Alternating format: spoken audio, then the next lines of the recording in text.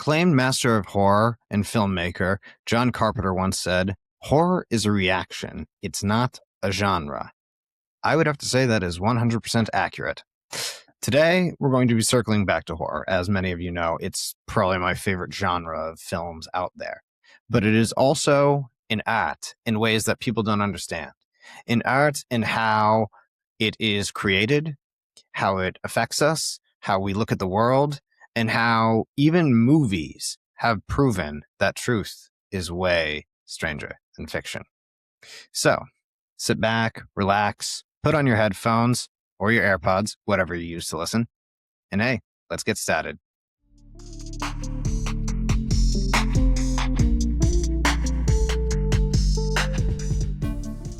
Hey folks, how you doing? I'm Naltas here. Welcome to another episode of Chatterbox. Joining me is a master of horror, filmmaker, special effects artist, and a horror fanatic like myself, Joe Castro. Joe, great to have you on the show. Hey everybody, how's it going? So Joe, let's talk a bit about your specialty in regard to horror and special effects and stuff like that. People when they see horror movies, they don't really understand the work it takes into creating the undead. Yeah. Can you elaborate more about that? Well, I think I understand what you're saying. Like I think like true horror fans, I don't think we're like easily entertained, and we're also like very forgiving when it comes to like quality, over like the actual creativity behind it. That's why you can watch like really old movies from like the 60s and 70s and still be like thoroughly entertained by the overabundance of creativity and the obnoxiousness of the special effects and the story. It's like it's all forgivable as long as it's entertaining. And I think the and then the people that don't like horror are kind of like they just don't get it. They don't get it. It's just not in there. It's of no use to them to be able to escape and just to be entertained for 90 minutes with something that's just imaginative, escaping to another world. They just don't get it. I remember being at a family function, and I met like a whole bunch of like cousins on my husband's side of the family, and that I had never met before. And she was like bragging about me and going, "Oh yeah, we just came from this convention where Joe did like a special effects demo, and he made this guy up into this zombie covered in maggots." And he said, I pulled out the picture to show them. They looked at it, they're like, they didn't have to say anything, but I could just see like the look on their faces, like, what, like, how do you pay your rent with that? What do you do with that? Like, what's that worth? What does that mean? They just didn't get it, and that's okay. It's okay. They don't have to. Just, we live in a really big universe where, there's like all kinds of exceptions and all kinds of different flavors. And, so. Yeah. Hope that explained the question. I'm sure people understand. One of the episodes I did where I talked about horror, I was just simply told this. Like, you gotta find some new friend. Because all my friends are like wusses. They don't accept horror. Yeah. Which is why I'm grateful I have my wife who loves horror. So I'm a right woman. Yeah. I've even had, I know exactly what you're talking about. I have, this is long before I met my husband. I went on a first date with somebody, and I brought him back over to the house, and we ate dinner, and then I put on City of the Living Dead, the Fulci film, Gates of Hell, and we watched it. And at the end of the film, they were like, "Great choice, great." And we had a friendship where we were friends for a while, but and that one didn't work out. But if you can put on City of the Living Dead, and then they're like right on, then you're probably gonna have some fun. You're probably gonna get along. How about you tell us about some of the projects that you worked on recently or in the process of working on? Sure. Yeah. There's a couple of things I'm super excited about. Next month, July the 19th or the 14th. No, I'm sorry, July the 10th.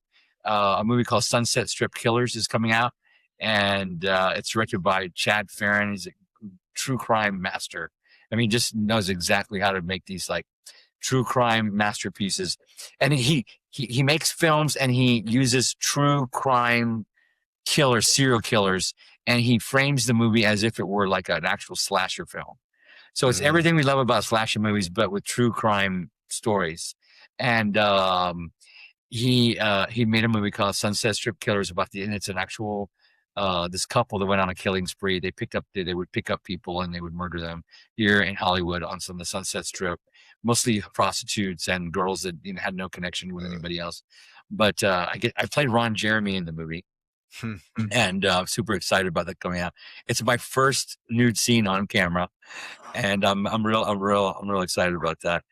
And then I just finished shooting another film but that film has a lot of gore in it too. The Sunset Strip Killers got decapitations and people getting shot right in the face with a .22 rifle. I mean, just really graphic stuff. And then we have a movie called do you remember Richard Ramirez, The Night Stalker, in the early 80s? Of course, yeah. So Chad Farron has directed this like quintessential piece. It's called The Devil's Disciple, The Night Stalker, because it was commonly known that Richard Ramirez worshipped the devil. And so I get to play Richard Ramirez's father in the film, but I also created all the special effects for the movie. So we have all kinds of, I can't really go into too much detail about the deaths, but Richard Ramirez was a very disturbed man. He was a butcher. Yeah, he did all kinds of things. He not only did he, shoot people right in the face, he stabbed them, he pulled out their eyeballs, he strangled them, he electrocuted them, raped them. I mean, you just name it. And this is all in the film. So if you like true crime and you like, it kind of reminds me of like a first person video game slasher movie with Richard Ramirez. That's how I describe it. That's exactly. So if you kind of like that, you're gonna love this new movie. It's called The Devil's Disciple. It's the Night Stalker. How did it feel having to be the father of a serial killer? I was so honored. I was so honored that Chad asked me to do that, to play that role. I don't have a lot of lines in it, but I do have some stuff that definitely I sprinkled throughout the film that I'm very proud of, show up on camera. And working with like a director like Chad Farron he's just a master at what he does. Like, and he works with the same core group of people. I think I've done 11, maybe 12 movies with him now. And he just has everything. It's like a well-run ship, or, it's just, he knows exactly how to use everyone's strong points. And he's a master at the shooting practical effects and lighting and working with the actors and casting. And he writes everything. He writes almost every script he produces. I'm not sure if he wrote the Richard Ramirez story himself, but he definitely puts his own finishing touches on set with everything. And so I'm super excited about that. But the big film I'm really excited about, which is being in post-production right now, it's called The Mourning Architect. And it's mourning spelled Mouring. We're like, oh, the mourning. He's like crying, mourning the death of his wife. Anyways, I played the mourning architect in the film. It's a big special effects masterpiece. It's directed by Joe Hollow and produced by Dave and Dexler in Florida. And it stars Debbie Rochon, Bring Stevens, Alyssa Dowling, and Deborah Lamb, four major screen queens. Also, Rhonda Shear from Up All Night is in it, it's everything we love about 70s and 80s horror films. It's got a big creepy haunted house. It's got the dead. It's got butchering. It's got on-screen kills. It has a fantasy element, plenty of blood, special effects, and it's got a great new original story. And I get to play the killer. So, do you think it would make John Carpenter proud? I think it's definitely a very entertaining film, and I think that if you love horror, it's something you would absolutely watch. Mm-hmm. There's a lot of stuff that that comes out lately that seems like it's just what's the word I want to use? Like a cheap Xerox, a bad Xerox of things that have been done before. This is not that film. This is definitely a brand new take on a haunted house story and story of the living dead and ghosts and it's kind of like a dark, twisted kind of love story, and in its own right. So yeah. Every time I've seen a few of the horror movies in the past, and I do feel like they're kind of like recycling stuff from the past, trying to put their own take on it, but not succeeding the way they think they are. Well, I mean, the stuff that was done in the past is, you can always go back to the original source material if you want to do something really good, and maybe put your own spin on it. But when I was growing up, I mean, I'm 56 this year. How old are you? I'm going to be 32 next month. Okay, you're 32 next month. So when I was growing up in like the 70s and 80s, it was really special when a movie came out because of two things. One, there was no upfront press about it. Nothing was released on social media. So when something came out, it was like fresh. It was always super fresh. And two, every film tried to be truly original. It was something that was like a thing that directors and producers and studios shot for. That's what we're trying to do. Can we produce something that's never been done before? Like one of a kind. You have to come here and see it. And I'm always trying to go back to that. That's what I'm always trying to get back to, because there's something magical about going to have a movie experience and seeing a film unlike anything you've ever seen before. And sometimes it's very hard to get an audience to like something truly original. But things come around. Eventually, it all comes around, and there's always like, oh, that's you're way ahead. You're way ahead of your time, or people don't like it now, but then it becomes popular, many years later. And but yeah, I think being truly original is super important. And I feel like because I'm a screenwriter as well as like an action filmmaker, and horror is the one that I struggle with.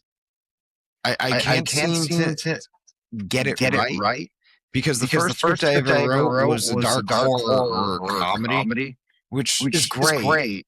But if you really want to establish yourself as a horror filmmaker, you have to be willing to go to dark levels.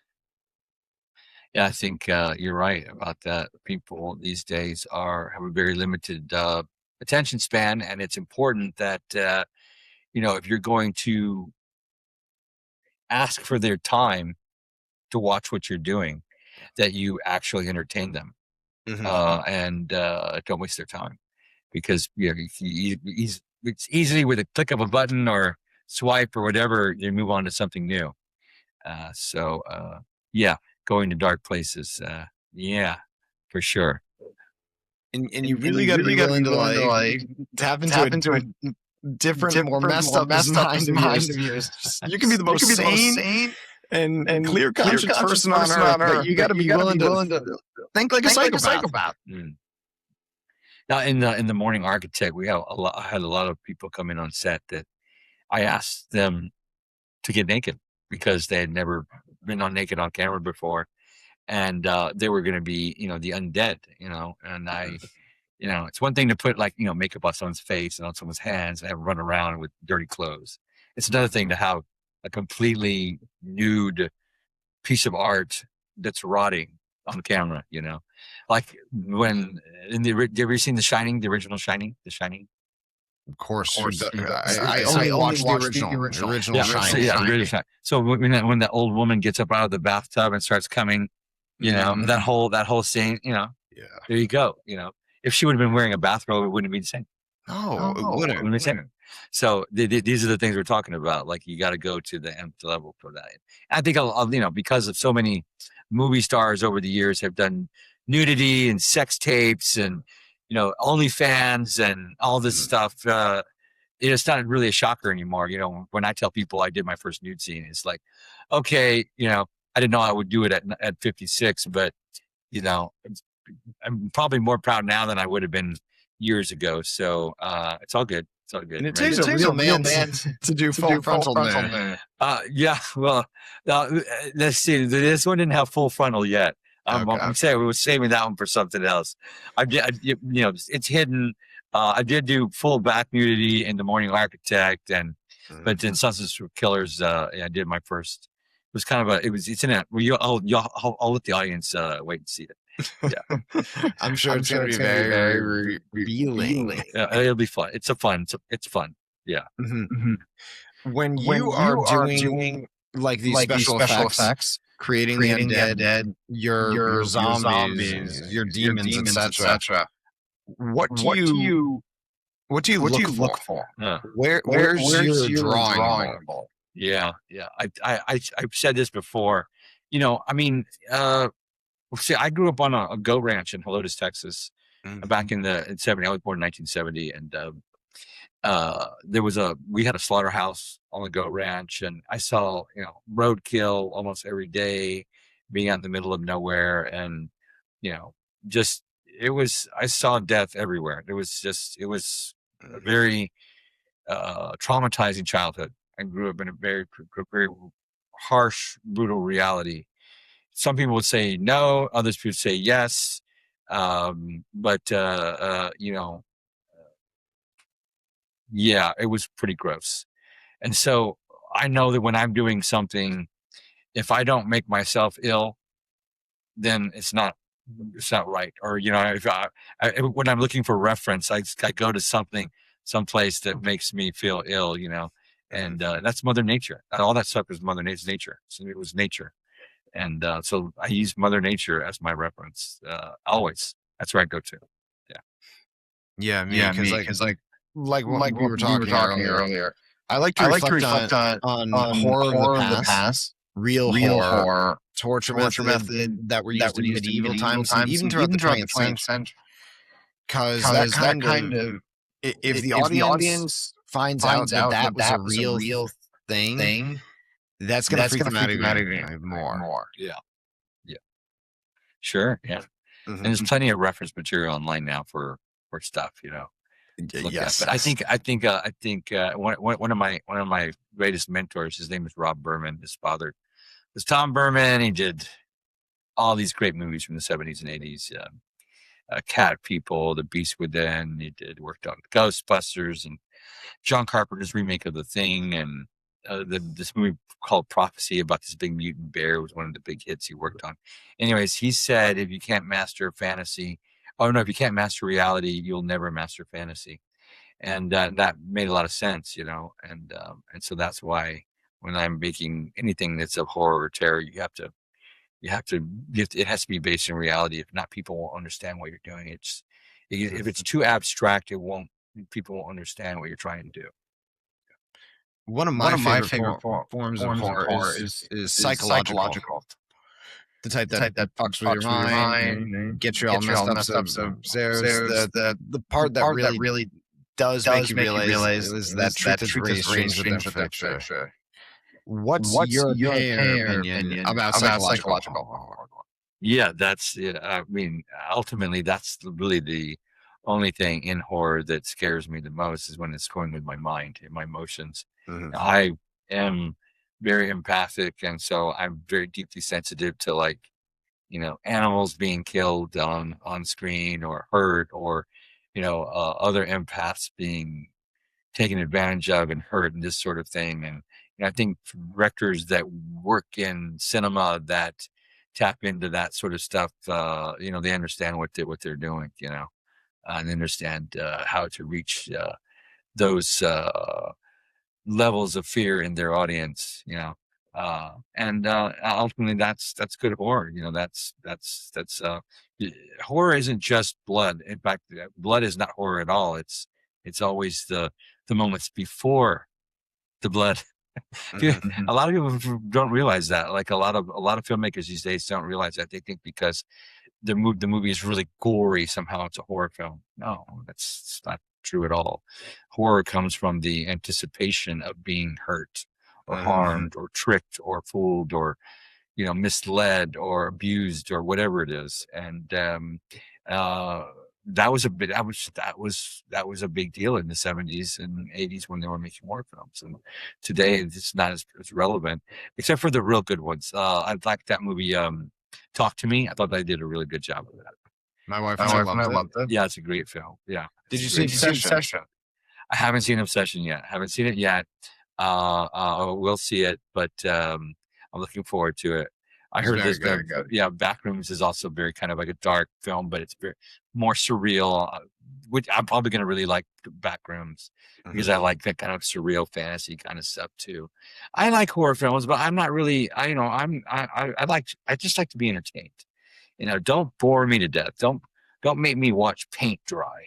Which is what most these, they call them slow burns, but that's not what it is. It's just there's no substance, and so you're waiting to get to the stuff that you bought your ticket for, and everything else is just fluff and filler to get there. But I just want to be entertained. It doesn't matter if it's horrifying or it's fantasy or what it is. Just keep the story moving and entertain me. Yeah. What was it? It was Marlon Wayne said this about the new scary movie. He said, we don't make movies for critics. We make movies for people who want to be entertained, have a good time, and laugh. Yes. Yeah. It's entertainment. That's what they are. Movies are neither good or bad, though. I believe they either entertain the person who's watching them or they don't. And if you can make a movie that holds the attention of the viewer, then that, and that person is you, then you've done your job, because we're not mind readers and we're not telepathic. We don't know what everybody wants at any given moment, and it's that's just the way the world works. Art is subjective, and that's what films are. They're art. Absolutely. What was it? You were at Jimmy Kimmel recently. Please enthrall us. Oh, well, we weren't on Jimmy Kimmel. My husband is in the he's an Emmy Award-winning editor. His name is Steven Escobar, and he is on the voting board of the voting for the Emmys. So he's an Emmy. He's can vote, and Jimmy Kimmel was having an Emmy nomination party where, he invited throws a big party and invites people to attend and show them have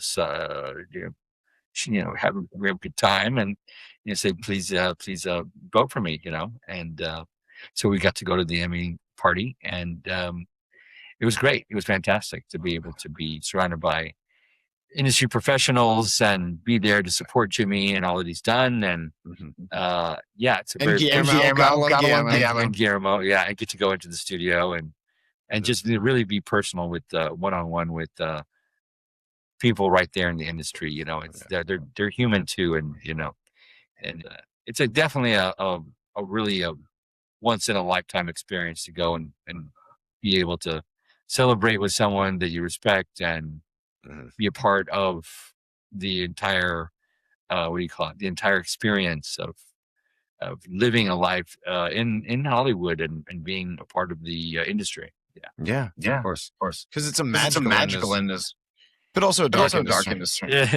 But I don't really love talking about the Hollywood underworld because I was exposed to those stuff at a very young age. Okay. Yeah. I kind of feel like there's something morbid about any industry. There's always some sort of yin and yang, right? There's always you have to have one, can't have one without the other.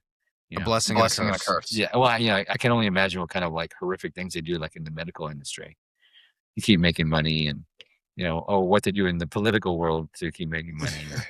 It's just like worked in hospitals. Yeah, you know what I'm saying. I hear you. I saw a woman murdered in front. Yeah, in the medical industry. Yeah. I completely understand. Yeah, she was 80% dead when they brought her to it. And I looked in, I saw the blood. And I'm like, she ain't gonna make it. Yeah, I can absolutely, without a shadow of a doubt, say that there's a lot of malpractice and accidental deaths and actual deaths and all that stuff. So, yeah. Yes, most definitely. What is it? I've been trying. Like I said, I struggled writing horror. But one thing that I thought would be a great horror movie is what about a horror Christmasville? Yeah, I know that's a thing. Then people like to collect Christmas horror movies. Yeah. You know, But I mean, like, real, not ridiculous. Because if you look at a lot of the Christmas movies they make these days, they're just more and more ridiculous every year. Right. Yeah, Christmas Shark or Santa Shark or Santa Claus and it's a werewolf or yeah, I get it. You know, I mean, like I said, it's all kinds of flavors for different people. You know, Yeah. I mean, when I was first working in Hollywood back in the early '90s, I worked on a movie called Evil Toons with Fred Ellen Ray about killer cartoons, basically, or about a cartoon, kind of a animated character that comes to life out of a book. And many years later, my husband and I made a movie called Terror Toons, which is about killer cartoons made by the devil. And you know, it's a very obnoxious idea, but I think what the charm of it is it's done in a very classic kind of horror film kind of way.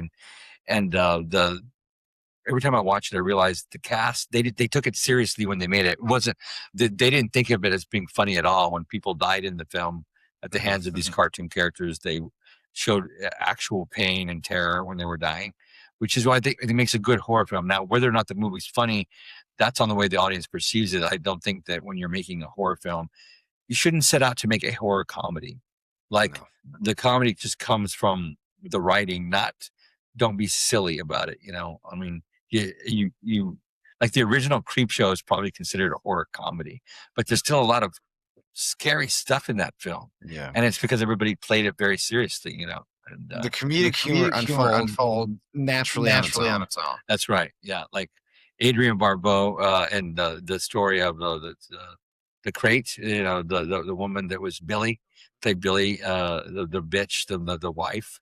You know, she was like the comic relief in the film, in that portion of the film, and she did a great job. She wasn't trying to be funny; she was just a bitch, and that's where all the comedy came from. She was great; it's fantastic.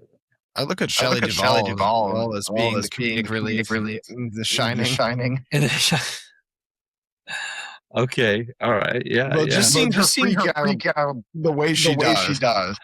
She got those great expressions. Yeah, she's got some classic, one-of-a-kind expressions. Yeah. Well, that movie broke her. Did you ever see The Witches of Eastwick? Haven't seen it. Heard of it. Yeah, it's Michelle Pfeiffer, Cher, and Susan Sarandon played these three witches, and Shelley Duvall plays the wife of a man that runs the local newspaper, and if you have to see it. I'm just gonna say you have to. After we're done, if you have some time this weekend, you should watch it. The Witches of Eastwick. Yeah. They put a spell on her in the film, and she does this one scene that's just out of this world. So, anyhow, yeah, she's classic. Or she, was. Yeah. I mean, she didn't exactly die an easy death person because she became a train wreck. And sad. Yeah.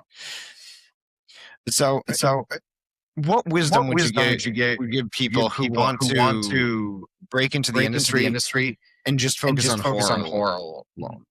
Yeah. Well, you know, I mean, I probably would say that your one of your greatest assets in the working in the film industry is going to be your circle of friends. You know, you know, the people that are at the top really were surrounded by people that push them in the right direction and pointing them in the right directions, and having a good solid group of friends really makes a big difference. You know. And people forget about that. They think maybe it's just all talent or all writing or all, whatever. But I mean, that's why so many bad movies are made, because the people that are making them have good friends. They have friends in high places, So networking is a very, very big tool. Very big tool. So it's real. I would say it's probably at least 50% of your job, but networking. Yeah, at least 50%. I've come to discover that on my own. And if you're not a social being, then you need to have someone on your team that who is, as far as working in the industry. And if not, you'll stay stuck. I don't care how much talent you have. And then of course, once you get your foot in the door, then you must deliver. Mm-hmm. You cannot continue to climb high if you have nothing to. Once you get there, to remain teachable, because people come in at, like your age, and they think they're the best, and then they don't they don't remain teachable, and they go nowhere. I mean, I'm not sure, like, you have a lot of these directors that start off at number one nowadays. Where do you go when you're at number one? Yeah, it's gonna be hard. It's more of a difficult career when you start off at the top. I mean, look at Linda Blair. I can go over countless people. When you start off at the top, you got to be real careful. So, everything looks. If people look like they got it easier, or that things are easy for them, just remember there's always the exception. You don't know what's going on behind closed doors. You don't really know how much money they made from it, or who made the money from the success, or, I mean, look at the people that made the Blair Witch. They started off at number one, and I don't think the director made a hit movie after that. I don't think he did.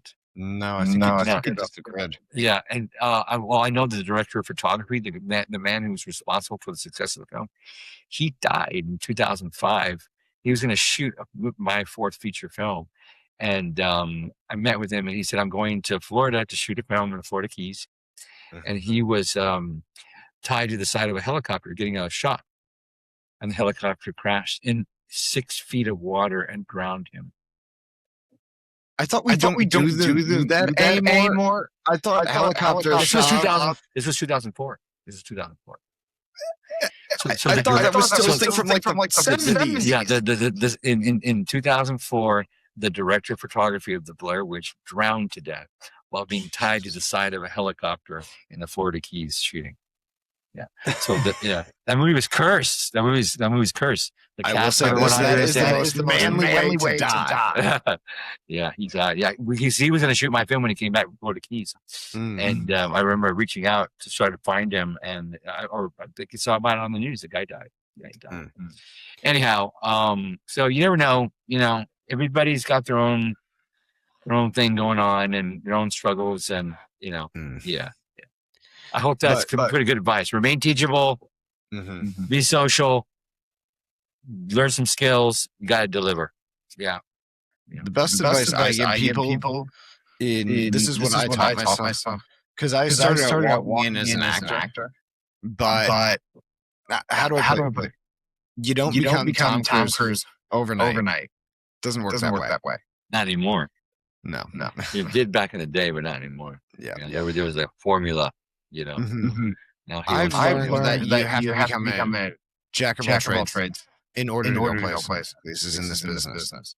You can't rely on one skill alone. So that's what I did. I became a walking, talking multi-tool. Well, that I'm always in the belief that there's always the exception, and that it's a big universe we live in, and what works well for one may not work well for somebody else. And just try to keep an open mind. Like I said, remain teachable, and just kind of find your own way. But to keep moving forward for sure. Yeah. And the project I'm on right now, one thing I made clear to the director is I'm here not just to work because I want to make a movie. I'm here to learn. And I feel like that's the attitude you have to come on with. Yeah, be a team player, remain teachable. Yeah, all that good stuff. Yeah, it's all true. It may sound cliche, but it's all true. Yeah, I believe very heavily that it is true. So you told me that you'd written a script that you're pushing to try. Can you spoil it? Oh, well, actually, I can't right now. But we have a new project coming up in the fall, the winter of this year. It's not really a new project. It's called the Summer of Massacre. My husband and I made a movie back in 2012 titled The Summer of Massacre, and still till this day has the Guinness Book of World Record for the highest body count in a slasher movie. It's 155 on-screen deaths, and we're going to beat our record this coming fall, winter, and we're going to set a new world record with the movie as well. 255, right? Yeah. Well, there's no exact number that I'm divulging at this time. But definitely going to set a new record with new heights and do some new things that have never been done before. Yeah, that's gonna be amazing. Yeah. Yes. Most definitely. Oh, I was wanted to say, and if people want to find out where my other stuff is, they can always go to www.terrortunes.tv. That's where we have all my films uncut and uncensored and rated. Well, the films that my husband and I have produced and directed are there. The entire Terror Tunes franchise is there. We had a movie come out in 2005 by Lionsgate. It's called The Jackhammer Massacre. You'll get the uncut, uncensored version there on the website, and all the rest of our films. If you're interested into like obscure stuff that's uncut and uncensored, it's all there at the website, and T-shirts and other merchandise as well. And we will definitely be making. We have 4 films right now in the Terror Tunes franchise, and we're getting ready to make part 5 as well. That'll probably happen within the next year, hopefully, if everything goes as planned. But things are really the schedule is really tight right now. I'm very grateful that I have so many movies on my plate, but there's still a lot of bucket list stuff I want to get done before we move on. Yeah. I can imagine that's gotta make you feel so damn hot because you're doing what you love, you're getting it all done, but overwhelming at the same time. Absolutely. In fact, right before I jumped on this phone call, I just answered an email. I guess they're making The Night Stalker Part 2 and asked me if I was available. So, knock on wood that I just scared my dog. That my schedule is clear to be able to do that, because I'm super proud of the first film, and I'm looking forward to being a part of the second one. Nice. Yeah. So it's going to be the first film takes place before the Night Stalker was arrested, and all the way up to the time where he's arrested. Actually, most people don't realize it, but the Night Stalker was caught here in Los Angeles by a group of plainclothes citizens. They were just regular citizens. They in this neighborhood, chased him down the streets and held him on the ground until the police came and arrested him, because he was spotted. There was a picture of him in the newspaper. Everybody knew who they were looking for, and so the sequel is going to take place after he's arrested. Nice. It's all kinds of strange shit happened even after he was arrested. Is it true you can stay in the exact same hotel he lived in? That's a question I cannot answer. It's sad. I'm pretty sure you can.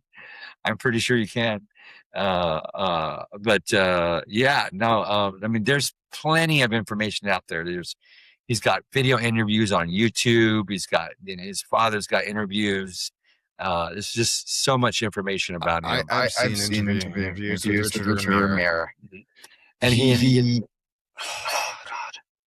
he had a sick joy about him. Yeah. Like he just relished everything he did. Yeah. He was a well-known drug addict, a speed freak, and we call it a sadist, and this Satan worshiper, and everything he learned from his uncle. His uncle fought in Vietnam, and his uncle tortured young women and children in Vietnam, and so he taught his uncle taught him how to rape and murder people. Yeah. Jesus. Yeah.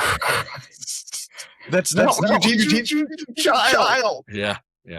He's, it's his uncle brought back Polaroids, pictures of his victims, and showed them to him, and this sort of thing. I think his uncle murdered a woman in front of him at one point, and they got away with it, and it was and so this sort of thing. Yeah, very, very dark, but all true. Once again, the truth is stranger than fiction. Oh, most definitely. Yeah. And that's kind of what I love is that when you. This is why I find that folk horror is the most disturbing. There's a movie right now that I worked on that's on Tubi. Mhm. That if you like true crime, it's called Ed Kemper. Are you familiar with Ed Kemper? Yes, I am. Yeah, it's another true crime story that's directed by Chad Farron. I played the devil in the film. It's commonly known that when Ed Kemper was young, his mother would lock him in the boiler room in the basement, and he would speak with the devil through the furnace.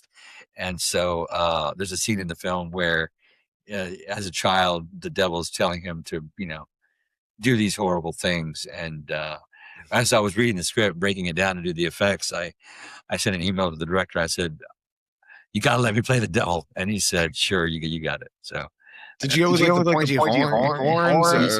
yeah, it's like a classic kind of, if the devil was like a rapist, like a murdering rapist kind of look. It's just very, very simple look, but the whole demeanor of it is very, you have to see it. You got to see it. Yeah. But you should watch. But the movie Ed Kemper is a true crime story on Tubi right now. Very graphic. Once again, it follows the actual life of Ed Kemper. It's kind of told from his point of view, which is great, and very accurate. And it's a period piece film, very beautifully done, shot, and well acted. And the story is solid. It's a really good film. Yeah. So here's one thing that I'm sure my listeners are interested in. Every horror film has some form of horror, or at least some more movie that pushes them to the point where they can't watch. There's always something that's going to scare. What is yours? Yeah. I can't watch bugs and mice get hurt or abused for entertainment in horror films anymore. Like back in the 70s and 80s, they could kill a bug on camera, or they would have a mouse and it would be covered in blood or something, or crawling, or put worms on like a cadaver that was like covered in slime and fake blood. And worms have very sensitive skin. If you would put it on like something that was salty, it would be burning them. Or a mouse being covered in syrup and discarded like a paper napkin afterwards is inhumane. And just the idea of that, knowing that that's possibly what happened, or killing a bug or cricket or something like that on camera. There's a movie called The Nest about these killer roaches, and there's a scene in the movie where they dump out all these roaches all over a counter in a cafe, and they just start killing them. I can't watch that stuff. I don't consider it entertaining to watch a living thing get killed on camera. So, and I'm sure having grown up in like a slaughterhouse environment, kind of. That's really one thing to kill an animal and eating it for sustenance, but it's another thing to like most people don't realize that when you see like a real animal brain in a movie, like from the 70s and 80s, the animal was probably murdered that very day, because brains don't stay all like beautiful and voluptuous. So it just came from the animal, for the scene. And I can't watch movies like that. I immediately shut it off. Then shut it off. Then I don't want to watch it. The one horror movie I can't watch is Midsommar. Oh yeah, that's a pretty graphic film. Yes. I'm a cult. So watching that movie brought back a lot of memory. I see. Yeah, I can see where that would be very traumatizing. Yes. There's a lot of misleading, lying, manipulation, unwanted touching, rape, assault, and mutilation, being deceived into it and being tricked into all that stuff is there. That's the psychological abuse. Well, it's the relationship that empaths have with narcissists. Narcissistic behavior, and if you have empathy, if you know what it's like to feel empathy for harm, or for harm being done by someone, or for the harm that you caused someone, then you are an empath. And then there's the opposite side of the coin, which is, unfortunately, a lot of people in this world today they're narcissists and they have no empathy for the harm that they cause people, or even to see someone get harmed. They don't have any connection to it whatsoever, or have any empathy for someone who's been hurt in any way. And that's the in a horror film. That's if you can tap into that, then I think we discussed that earlier. Then you can traumatize your audience. Yeah. Yes. Yeah. When I was When on, I was on called that podcast, podcast, and I and actually told them how I confronted former cult leader. I hunted him down and called him, and no empathy. No empathy. Yeah, no. There's Most no callous attitude I ever heard in my life. Yeah. And most people don't realize that you can find yourself being surrounded by lots of narcissists, and you say, well, how can that be? Well, because if you're an empath, they naturally gravitate towards you. You are actually sought out by them. They intentionally come to you because they need the level of empathy that you have as a supply, because they have none for themselves. And they get a rush out of it, like a drug. They get a joy out of it. I find myself all the time being surrounded by narcissists. I'm very kind online. I have very, I'm a magnet for narcissists, and that's okay. But once you arm yourself with the knowledge to identify who these people are and how they operate, you can easily keep them from your life. Keep them at bay, keep them at a safe distance, so they can't harm you. It's taking me used that toolbox of how to combat that. There's a lot of information on Instagram about it. If you do a search, you'll start showing up in your feed, and you will absolutely become a master at spotting it. And it's very helpful. I find it to be very helpful. Yeah. Because I'm also a very empathetic person. I can tell. And whenever I'm on set, I like to be what I refer to as Mr. Reg. The guy who's as neutral as possible, and just is friendly. That's exactly what a narcissist wants. You see, you're a narcissist magnet. That's exactly what they want. They want you to be completely neutral to their narcissistic behavior. Yeah. I mean, they like a reaction from you, but the fact that you won't combat their crappy behavior is more important. You allow them to continue to do it. Then how exactly is it that you handle working with divas? Yeah, that's a narcissist. Yeah, a narcissist. I don't. I give them ultimatums. I just recently did that. I put myself in a position where I told the executive producer, I will continue to work with you, but as long as I have no contact with this person. None. I don't need to have any we will have to figure out a way to do this where I don't have to be in a position where I give this person in my empathy or my supply of attention, because that's exactly what they want. I mean, and most people don't realize that narcissists aren't really they don't live in a communicative way of life. They're not trying to communicate with you. They're trying to control you. They're trying to cause confusion in your life. This is how they feel. They have no empathy, so they have no way of feeling for anybody else. And so their whole mode of operation is to get you to respond to them, remain in control of how you respond, even if it's a outburst or an insult. That's what their goal is. They're trying to get you to show emotion, and even if it's hurtful, that's all they want. Yeah.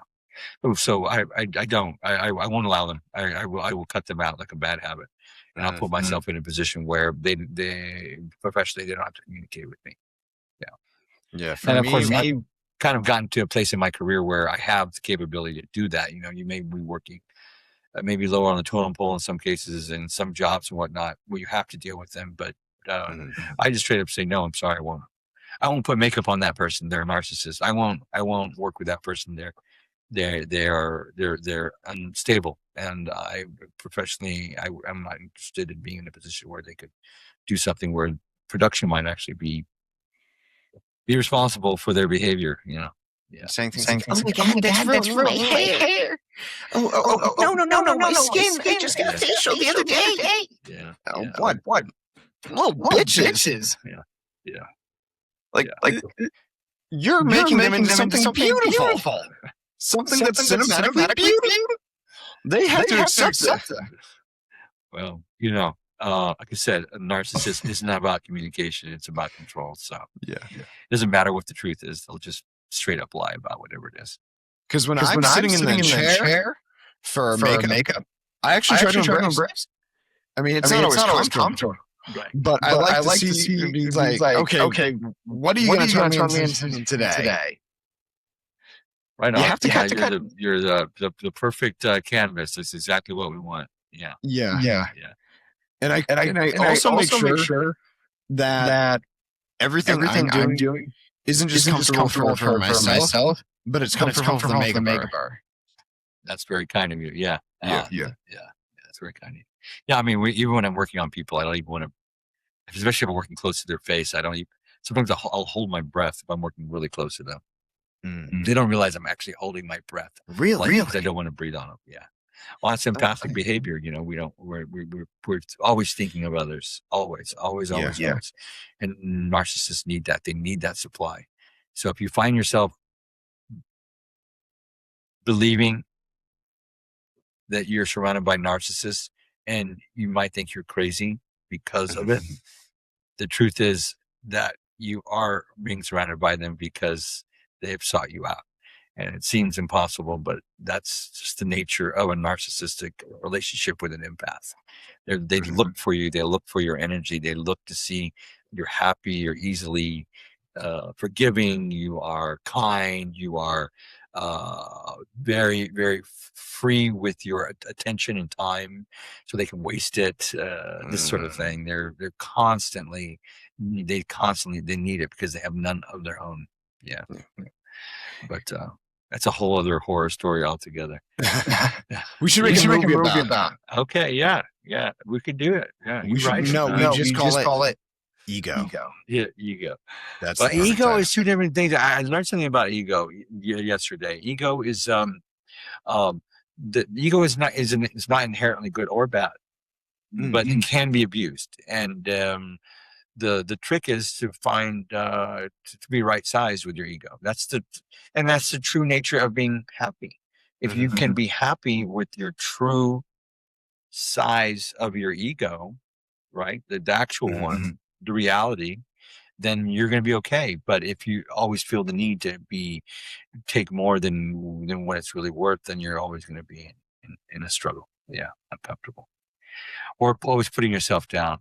The worst, the best, or the worst, nowhere in the middle, which is a very false way to live. So, I have one last question. Okay, yeah, bring it. You've been in this industry for a long time. 44 years. 44 years. How would you say that special effects has really evolved? Yeah, because I was watching an interview with John Leguizamo. And he talked about when they made Spawn and how tough it was putting him in makeup in a suit and how suffering he said he was drenched in sweat. Oh, yeah. And that it took them a hard time to punch it down just to 5 hours. Yeah, I bet. Yeah. I, over the years, I can just starting with in the 50s and 60s and 70s, using real animal parts and stuff like that to do blood and gore with, and then having to glue things on people's faces. They used to use spirit gum and all kinds of different glues, and I remember having to put liquid latex, which is basically an ammonia based rubber, directly on people's skin, and they still do that sometimes these days. Can't that rip skin off? Well, not really, but your skin is actually porous. You breathe through your skin. So if you're putting ammonia on your skin, you're absorbing ammonia into your bloodstream to some extent. So, this kind of stuff. And, then it evolved into, we have these prosthetic glues that were invented by the medical industry that were safer to put on. but then you have to use a harsh chemical to take it off. That's the downside of it. So, and some of these things, they come out and they've only been out for a year or two. We don't know what the long-term effects of them are. And there's always something new. They say that silicone is a very safe chemical. We've been using it for about 20 years now. We'll see what happens in 20 years from now if it's really safe. But everybody uses it for everything. I use it for everything. And I try not to use any glue at all when I do work, because I have to use it. Even though the glue might be safe for the human skin, to take it off is another chemical to take off with. And putting two chemicals together, may not be, it's just not the best thing. So I try not to use, try not to use glue at all whenever I go on prosthetics. It's difficult though. Sometimes you just got to do it, especially if there's dialogue and whatnot. And the evolution has been from, practical and, adding a bit digital effects. And now we have AI, which I love to work with. We've been doing some amazing things with AI, and but the best part of it is using all the tools together, and it's going to continue to evolve. It's going to continue. People will become even more masterful at maybe one or the other, or jack of all trades, like I said earlier, of all three, which is what I kind of consider myself as, kind of more of an illusionist. As people say, I do makeup, but I really don't do makeup. I do special effects, and sometimes I use makeup products to do that. If you want to see my entire portfolio, you can go to my website, joecastro.fx.com, and have my entire careers there. It's if you have some time and you want to go and just check out a whole bunch of horror art, it's there on my website. And but I'm looking forward to seeing where this industry grows and goes, and how the world of special effects continues to refine itself and redefine itself and reinvent itself. I know there's a lot of fears because this new generation, which I consider disappointing, I feel like they're not going to bring a level of nobility and respect to the end of the industry. I hope so. I hope that people remember where we started and who started it all and where we came from. But they say that once you die 30 days after you're dead, most people won't even remember your name. It's just the way it is. I don't even know who wrote The Wizard of Oz or directed it, but he was a creep. He was a creep? Yeah. I don't know. He would touch Judy Garland's breast. Oh, did he? I didn't know anything about that. But like that guy. You would hear so many horror stories about him making The Wizard of Oz. Oh wow, yeah, it was gruesome. Yeah, like you want to talk about special effect? Yeah, the lion costume, 90 pounds of real lion. Yeah. You don't do that today. That's disgusting. I remember the guy that first did the put on the Tin Man makeup. The guy that did it, he died from the makeup. I know. He had a severe allergic reaction to it. Maybe he had a severe allergic reaction. I thought Margaret Hamilton. It was a different person. The first person who put it wore it. Oh, okay. Yeah. Yeah. Margaret Hamilton, she got burned like third degree burn from the yeah. And they forced her to keep working. Of course, yeah, absolutely. And they fed Julia Garden speed to keep up with the shooting schedule. Yeah, that's how she became a drug addict. She addicted to narcotics. And she was groped by the Munchkins. I bet. Yeah, I'll be honest with you. I've had several experiences with how do you say little people? Did they call them little people?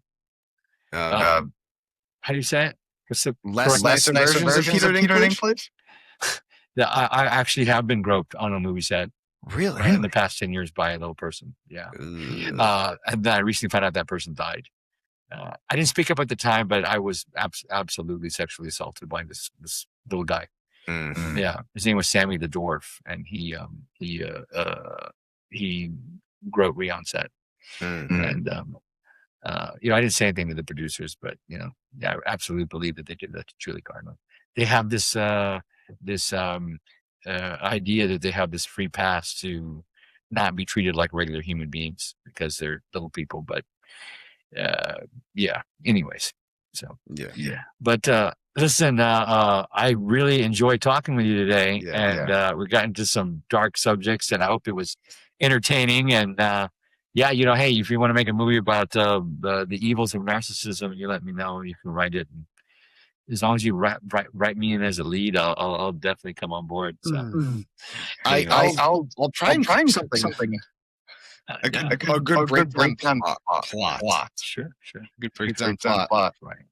And hey, folks, to all you media junkies out there, if you want to support this podcast, have a chance to be a guest on the show, you can follow me on Instagram at ATK Media, or check me out on YouTube at Chatterbox-94. Don't forget to like and subscribe. Leave your thoughts in the comment section below.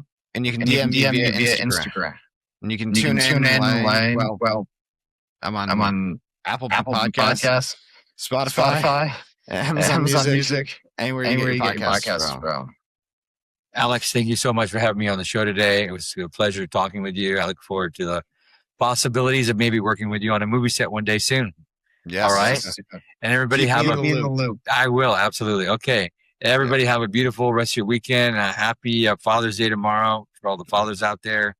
I didn't even get a chance to say my father was my number one supporter. So anyways, everybody have a beautiful rest of your day. Thanks, Alex. Same. Until next time, folks. Stay high and light. Ow.